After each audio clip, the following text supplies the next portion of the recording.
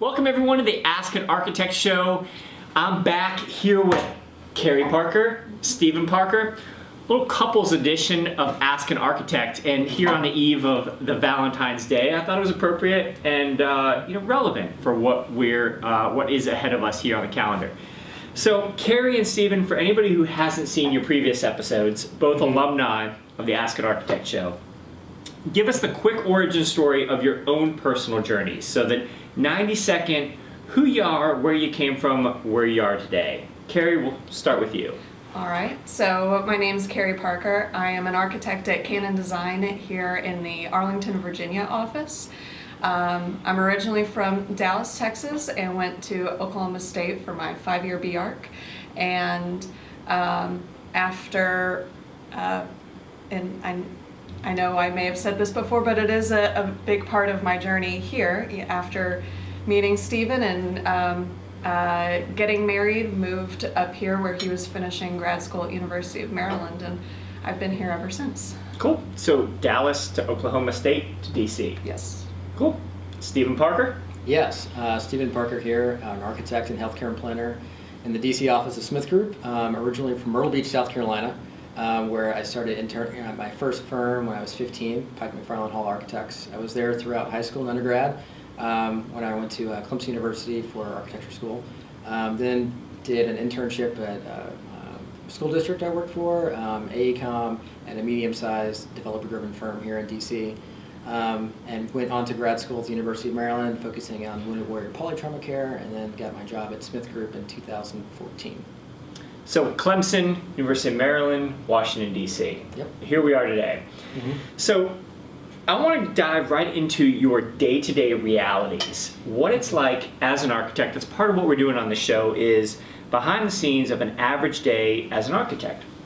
Now you all bring an interesting scenario because you all are both architects that are married. Mm-hmm. So I want to know not necessarily how you met, what your background is in terms of all the love story. I want to know what happens after 6 o'clock at night.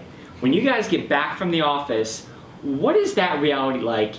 Is it good that you're both in the same industry, you can kind of swap stories? Or do you have no interest in sharing anything about the day because you both kind of went through the same rigmarole? So what is it like?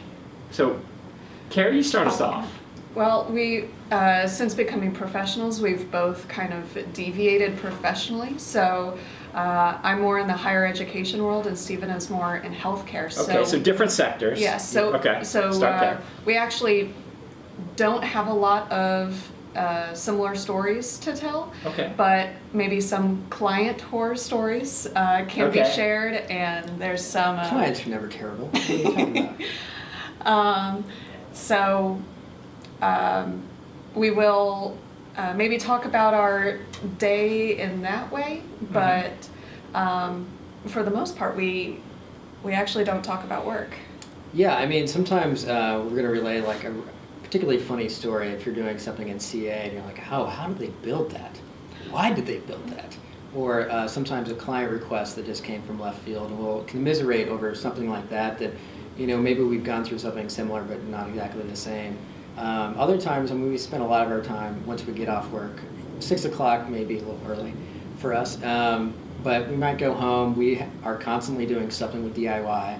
We've been renovating our home for a number of years now, because with two architects, you never stop designing and constructing. Yeah. I love that you said that. Yeah. So my question is, so how do you expand beyond your careers into a social life between the two of you? And I like that you mentioned DIY. I mean, we all watch HGTV. There's a million shows right now. It's really easy to dive into that. Mm-hmm. Do you dive into that more because you have that architecture background? Do you think that you guys are renovation geeks because that's your technical background? I grew up on it. Okay. Both my parents are very handy, and my mom's an interior designer and my dad is a engineer, and they had me, and so that Here makes we are sense. Yeah. And so I grew up helping build a lake house and tiling the floors and helping my dad in the workshop. So it's so all who makes the second final nature. decision on fit and finishes at the house?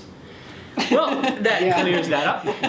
A clear chain of command and decision making is always good on the client side. Exactly. No matter what service you're providing, so that's nice. Yeah. Also, she has much more of the background and skill set. I'm like a sous chef when it comes to DIY.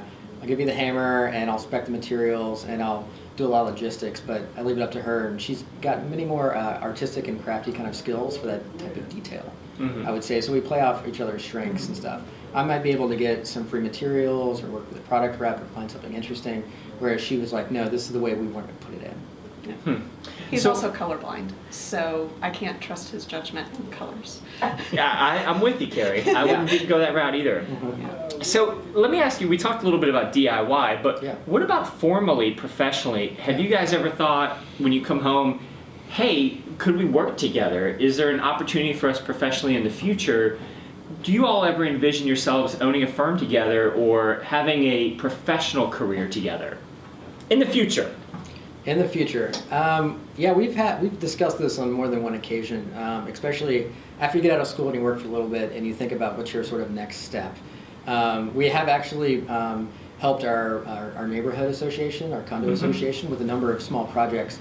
They are looking to renovate their lobby and replace their windows, look at refreshing a lot of public spaces, and we provided pro bono design services to help the community sort of ideate and develop design intent about what their future spaces could be, as a way that, you know, we can kind of exercise our own design skills, collaborate together, and kind of give back to our own community. So what do y'all think is the best benefit and the biggest disadvantage to being two architects in the same household? I mean, coming from somebody who is an architect, but yet my spouse does something else, we have some diversity of thought and topics to discuss when we get home that also is a problem sometimes because we don't have a lot to relate to.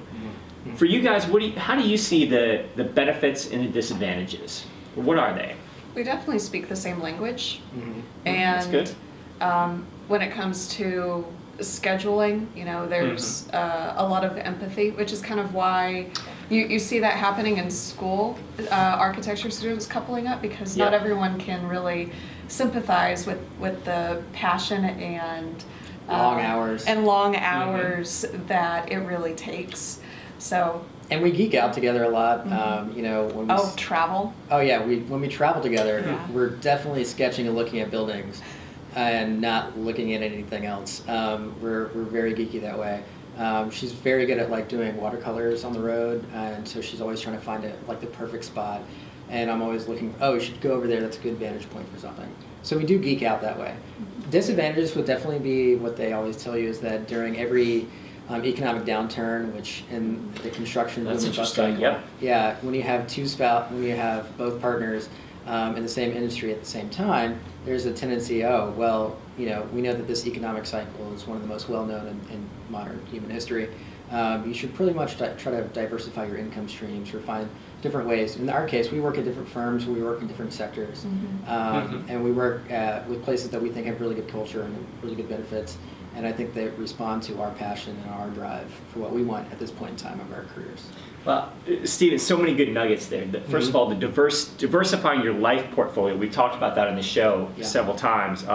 That's really interesting that you brought that up. I didn't think of it off the top of my head, but you're absolutely right. I mean, we try to diversify what we're involved with and in our investments and things like that. So you guys are bringing the same income from the same industry. So if it goes down, well, there's a risk there, certainly. But being in different sectors, that's probably helpful. We to a hope certain so. degree. I mean, we've been very blessed so far in that we came into the professional world a year or two after everyone started recovering from the recession. So we have not felt the full impact of what that will mean. So Sure. we're just preparing ourselves for the next time that will happen. The second part of what you said, the vacation aspect. Oh, yeah. So many couples want to do completely separate things on vacation. Yeah. One wants to sit and just bake on the beach. The other one wants to go out to the rainforest. You guys are together sketching architecture. She's probably doing a better very job of it than I am in that regard.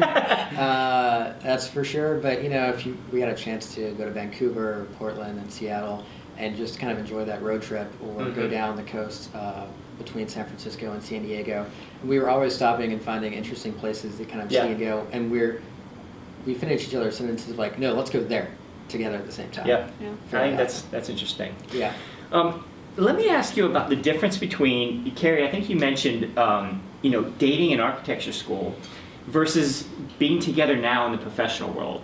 What were your thoughts, expectations, hopes, dreams when you were still in school together? What did you envision owning a firm together? Did you envision it was going to be, two people as one going through this profession? And then now, what is the reality that you've kind of observed 5 to 10 years later? I remember distinctly in school, neither of us actually had any desire whatsoever to have a firm because we Okay. were abundantly aware of the risk and liability involved. And Yeah. Diversification of risk. yes, Yeah. so, and we just weren't really willing to do that. Maybe give it another, few years. We'll see what happens. But right now, still not quite just yet. And we both started in high school, actually at architecture firms, and I started at HKS Dallas, which is their headquarters. Yep, absolutely. And so we both just wanted to be in a stable place and a stable firm and work our way up and Enjoy all the opportunities. And enjoy the opportunities, yeah. I mean, I've worked at a small firm when I was growing up in a formal apprenticeship. And, I was there almost 7 years. It was no more than a dozen people at a time. And there was a range of projects that you could work on, but there was always sort of a cap and a limit to the knowledge base or the regional aspect and capacity of that particular type of firm. And, as we both worked at different types of firms, different typologies, that kind of thing, we saw that more opportunities at larger firms for what we wanted to do, travel, diving deeply into, in my case, healthcare, in her case, higher ed, and things of that nature that a larger firm kind of affords. We all sort of evolve in life, and maybe at one point in the future we'll think about starting our own practice, or what a lot of folks do is they start doing these little projects on the side and for family and friends and things of that nature, and they see how it evolves and what opportunities that goes for you. Mm-hmm. So we're kind of getting to the end here. I want to end on kind of a fun note. So when I say we, I mean basically you two. When we Netflix and chill together, what are we watching? What's on the queue? It depends on the amount of time, if it's a 20-minute or a 40-minute show, and what season it is. Wow, we're that specific. Yeah. All right, give me a couple recs. We have an absurd number of TV shows. Well, okay, so you have to realize that when we dated long distance for almost 2.5 years, we only had FaceTime and Netflix. Yeah. So our date nights were being 12 hours. So this question is even better. So what are we doing today in 2018? We're actually looking back at a show, Next Girl, because it's just kind of New short. Girl. You're revisiting. Yeah, Yes. we're revisiting some stuff. I hear you. I'm there too. Yeah. Also, the Great British Bake Off is probably a guilty pleasure. Wow, I don't think we've had that recommendation on the show. Tim, have we had that I don't think so recommendation? either. Confirmed, we have not had that recommendation on the show. He actually likes it, and it makes me happy, and I just want to bake everything Stephen Parker. with none of my Things free we time. learn here on the Ask an Architect show. Cool. Well, you heard it here first. Here are the Parkers together on the Ask an Architect show.